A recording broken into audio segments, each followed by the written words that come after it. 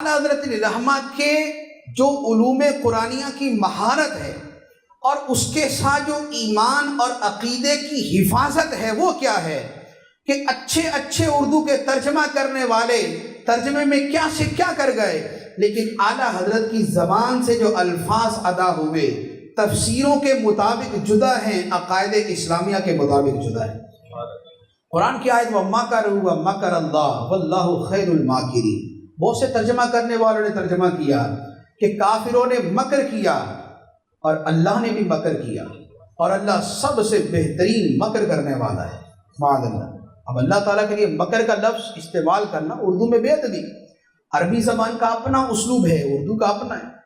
اعلیٰ حضرت نے اس کا ترجمہ کیا اور کافروں نے مکر کیا اور خدا نے خفیہ تدبیر فرمائی اور اللہ بہترین خفیہ تدبیر کرنے والا ہے۔ عظمت الہی، توحید الہی، عظمت خداوندی کا پاس، اور اسی طرح جہاں عظمت رسالت کا معاملہ ہے، قرآن مجید کی آیت اللہ تعالیٰ فرماتا ہے وَوَجَدَكَ ضَالًّا فَهَدَىٰ، کئیوں نے اس کا ترجمہ کر دیا اور اللہ نے اے نبی تجھے گمراہ پایا تو ہدایت دے دی۔ باقاعدہ ترجمہ ہے اردو کے اندر، اللہ نے تجھے گمراہ پایا تو ہدایت دے دی۔ اعلیٰ حضرت نے ترجمہ کیا اور اے حبیب اللہ نے تجھے اپنی محبت میں گم پایا تو اپنی راہ دکھا دی۔ تو اللہ کے دونوں مطلب ہوتے ہیں، راستے سے گم ہو جانا یا محبت میں گم ہو جانا۔ تو انہوں نے گمراہ کر دیا کہ راہ ہدایت سے ہٹ گئے، اور اعلیٰ حضرت نے محبت کے ساتھ کر دیا کہ محبت میں گم پایا تو اپنے آپ کو راہ دکھا دی۔ اعلیٰ حضرت رحمہ کا علوم قرآنیہ پر عبور اور مہارت کیسی تھی کہ جو آپ نے قرآن مجید کا ترجمہ لکھا، جو قرآن مجید کا ترجمہ لکھا، اس ترجمے کا انداز یہ تھا کہ مولانا امجد علی آدمی رحمۃ اللہ علیہ اعلیٰ حضرت کے پاس بیٹھ جاتے اور اعلیٰ حضرت انہیں ترجمہ ایسے لکھواتے کہ جیسے کوئی حافظ قرآن پڑھتا جا رہا ہے۔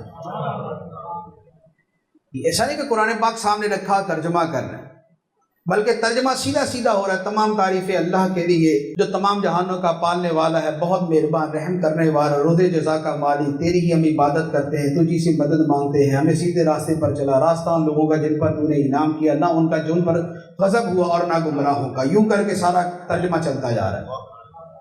اور یوں ترجمہ کرنے کے بعد کیا ہوتا کہ صدر الشریعہ فرماتے ہیں کہ میں بعد میں بہت سے حواشی اور تفسیریں وغیرہ لے کے بیٹھتا کہ اعلیٰ حضرت نے جو ترجمہ کیا اس کو چیک بھی کر لوں کہ تفسیروں کے کتنا مطابق ہے، ایسا نہ ہو کہ کوئی راجح قول ہے، زیادہ صحیح قول ہے، ترجمہ اس کے برخلاف ہو گیا۔ تو صدر الشریعہ فرماتے ہیں کہ جب میں حواشی اور یہ سب لے کے بیٹھتا تو مجھے پتہ یہ چلتا کہ کسی بھی لفظ کے بارے میں ترجمے کے اعتبار سے جو بہترین قول تھا اعلیٰ حضرت علی رحمہ نے اسی قول کے مطابق ترجمہ کیا۔ یہ ہے علم قرآن کے اوپر۔ ایک مرتبہ کسی نے اعلیٰ حضرت سے کہا کیا حضور کو قرآن پاک کی تفسیر لکھیں آپ؟ فرمایا کہ سورہ والضحیٰ کی تفسیر جو ہے وہ لکھنا شروع کی تھی تو 80 کاپیاں بھر گئی۔ سورہ والضحیٰ کی تفسیر لکھنا شروع کی تھی، 80 کاپیاں بھر گئی۔ تو فرمایا اتنا وقت کہاں سے لاؤں کہ پورے قرآن کی تفسیر لکھ سکوں؟